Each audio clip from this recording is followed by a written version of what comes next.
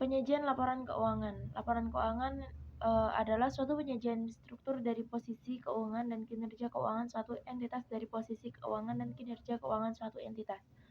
Tujuan laporan keuangan yaitu memberikan informasi mengenai posisi keuangan, kinerja keuangan, dan arus kas entitas yang bermanfaat bagi sebagian besar kalangan pengguna laporan dalam pembuatan keputusan ekonomi. Unsur laporan keuangan meliputi laporan keuangan konvensional dan laporan keuangan syariah. Adapun laporan keuangan konvensional yaitu laporan posisi keuangan neraca, laporan laba rugi, laporan perubahan ekuitas, laporan arus kas, catatan atas laporan keuangan. Laporan keuangan syariah yaitu laporan posisi keuangan neraca, laporan laba rugi, laporan perubahan ekuitas, laporan arus kas, catatan atas laporan keuangan, laporan perubahan dana investasi terikat, laporan sumber dan penggunaan dana zakat, laporan sumber dan penggunaan dana kebajikan. Laporan posisi keuangan yaitu neraca. Neraca menggambarkan posisi keuangan suatu entitas melaporkan mengenai aset, kewajiban dan ekuitas dana pada tanggal tertentu. Pada dasarnya sama dengan laporan keuangan umum kecuali pada pasif ditambah investasi tidak terikat yang bukan unsur kewajiban atau modal. Investasi tidak terikat dana yang diterima dengan kriteria: 1. Mempunyai hak menggunakan dan menginvestasikan dana, mempunyai hak mencampurkan dana dengan dana lainnya. 2. Keuntungan atas kerugian dibagikan sesuai dengan nisbah yang disepakati. 3. Tidak memiliki kewajiban secara mutlak untuk mengembalikan dana jika mengalami kerugian. Adapun neraca bank syariah, aktiva. Aktiva yaitu meliputi kas, penempatan pada Bank Indonesia, giro pada bank lain, penempatan pada bank lain, efek-efek, piutang, pembayaran murabahah, pembiayaan murahat, persediaan, aktiva yang diperoleh untuk ijaroh, aktiva istina dalam penyertaan, aktiva tetap dan akumulasi penyusutan, dan aktiva lainnya. Kewajiban yaitu mewajibkan segera simpan, segera lain, kewajiban kepada bank lain, pembiayaan yang diterima, keuntungan yang sudah diumumkan belum dibagi, hutang zakat, hutang pajak, dan hutang lainnya. Investasi tidak terikat yaitu ITT bukan bank, ITT bank. Ekuitas modal disetor, tambahan modal disetor, dan saldo laba rugi. Ilustrasi neraca untuk bank syariah bisa dibaca di sini. Selanjutnya laporan laba rugi. 1. Pendapatan operasi utama. Unsur ini merupakan kelompok pendapatan operasi utama bank syariah atas penyaluran yang dilakukan sesuai prinsip syariah yang meliputi A. Pendapatan penyaluran yang mempergunakan prinsip bagi hasil yaitu pendapatan bagi hasil murabahah dan dapat bagi hasil musyarakah. B. Pendapatan penyaluran yang mempergunakan prinsip jual beli yaitu pendapatan margin murabahah, pendapatan bersih dalam paralel, dan pendapatan bersih istisna paralel. C. Pendapatan bersih ijarah, pendapatan operasi utama yang dipisahkan supaya dapat diberikan informasi kepada pemakai laporan keuangan atas pendapatan utama operasional bank syariah dan akan dikaitkan dengan bagi hasil yang telah diberikan oleh bank syariah. 2. Hak ketiga atas sebagi hasil dana syirk temporer. Unsur ini merupakan jumlah bagi hasil yang diberikan oleh bank syariah kepada pemilik dana sesuai nisbah yang disepakati. Hak pihak ketiga atas bagi hasil dana syirkah temporer ini tidak dapat dikategorikan sebagai pendapatan dan beban dari bank syariah. Hak pihak ketiga atas bagi hasil dana syirkah temporer ini merupakan alokasi pendapatan dari bank syariah, tidak dikategorikan sebagai beban bank syariah karena besarnya sangat tergantung pada pendapatan operasi utama bank syariah.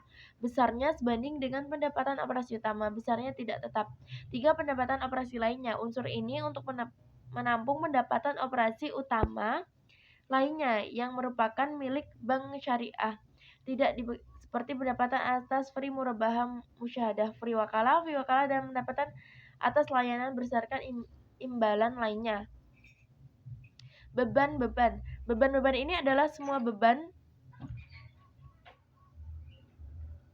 yang menjadi tanggungan bank sebagai mudorib sebagaimana layaknya bank, seperti seperti beban tenaga kerja, beban umum, dan administrasi beban operasi lainnya. Laporan arus kas. Laporan arus kas menyajikan informasi mengenai sumber penggunaan perubahan kas dan serta kas selama satu periode akuntansi dan saldo kas dan setara kas pada tanggal pelaporan. Arus masuk dan keluar kas diklarifikasikan berdasarkan aktivitas operasi investasi set non-keuangan pembiayaan dan non-anggaran. Laporan perubahan ekuitas menunjukkan total laba rugi komprehensif selama satu periode yang diatribusikan kepada pemilik entitas induk dan pihak non-pengendali.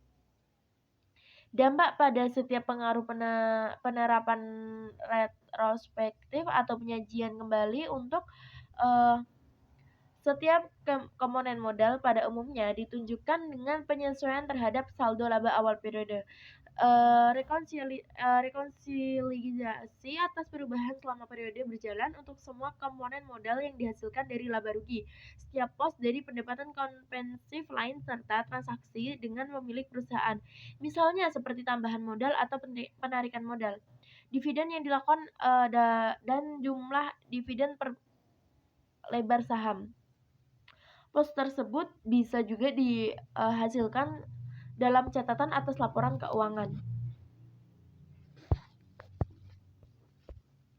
Laporan perubahan dana investasi terikat. Laporan perubahan dana investasi terikat ini merupakan laporan dari murabaha muqayyadah dengan pola penyaluran channeling untuk investasi terikat dengan pola penyaluran executing dilaporkan dalam neraca. Beberapa hal yang perlu diperhatikan dalam pembuatan laporan perubahan dana investasi terikat. 1. Ada laporan perubahan dana investasi terikat memisahkan dana investasi terikat berdasarkan sumber dana dan memisahkan investasi berdasarkan jenisnya. Bank Syariah menyajikan laporan perubahan dana investasi terikat sebagai komponen utama laporan keuangan. Investasi terikat adalah investasi yang bersumber dari pemilik dana investasi terikat dan sejenisnya yang dilakukan oleh Bank Syariah sebagai agen investasi. Investasi terikat bukan merupakan aset maupun kewajiban karena Bank Syariah tidak mempunyai hak untuk menggunakan atau mengeluarkan investasi tersebut, serta Bank Syariah tidak memiliki kewajiban mengembalikan atau menanggung risiko investasi. Adapun dana yang diserahkan oleh pemilik investasi terikat dan sejenisnya adalah dana yang diterima Bank Syariah sebagai agen investasi. 5. Keuntungan atau kerugian investasi terikat adalah jumlah kenaikan atau penurunan bersih nilai investasi terikat. 6. Catatan atas laporan perubahan dana investasi terikat harus mengungkapkan sifat hubungan antara entitas syariah dan pemilik dana investasi terikat, hak dan kewajiban yang terkait dengan setiap jenis dana investasi terikat atau unit investasi.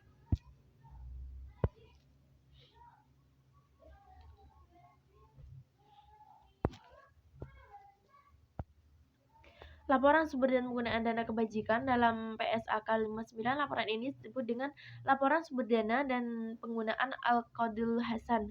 Oleh karena tidak ada perbedaan arti antara Al-Qard dengan Al-Qardul Hasan dan tidak ditemukan pengertian yang buku dari Al-Qadul Hasan, maka laporan disempurnakan dengan laporan sumber dan penggunaan dana kebajikan.